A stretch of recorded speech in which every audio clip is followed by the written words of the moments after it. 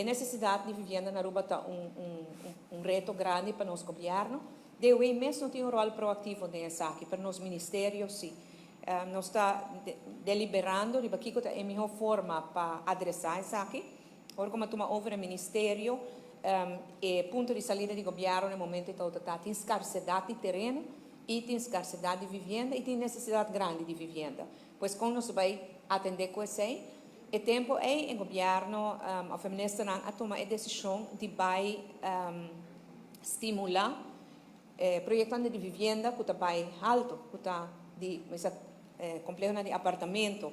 Assim, a dona preço fraco durante o governo anterior, que agora ganhar e agora que nós temos o projeto Caribbean Town, que está agora construindo na banda de Free Zone, e a palavra está com o Caribbean Town, que em general está a lista de espera na DEP para terreno para construir na casa, está a prioridade do projeto aqui.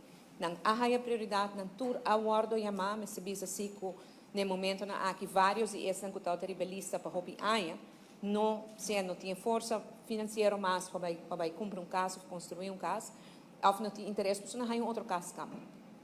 Eu quero assim com grupo, que nós sigue, tem na última que não está fácil para o grupo aqui há financiamento na banco, banco não pede para abrir o projeto para vender também com no local, pois com estrangeiro não também. Nós damos a autorização e nós esperamos que agora que nós sei por agilizar para o banco para financiar nos local não também para por comprar caso aí não. O projeto agora desenhado de tal forma que botem apartamento não chiquito de câmara, pero também de 3 câmaras, pero botem também alguns townhouses aí não, pois comunidade total. Vamos pilot, tá? Projeto que nos atrai out. Nessa bisa assim, que a maioria de nós locais que estão buscando vivenda, não há uma solução de projeto. Parcialmente, o preço não está alto, para o qual não por afford.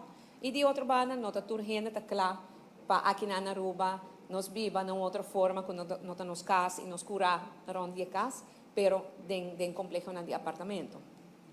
Sin embargo, este futuro sim, e nós lo seguimos de outra forma para mirar quanto solucionar isso aí. Proximamente, nós também sinta com o FCCA e mira agora com nós também, nós sinta com o FCCA e de outra banda, nessa Economic Act, ajudando-nos para inventarizar a necessidade de vivenda na Aruba.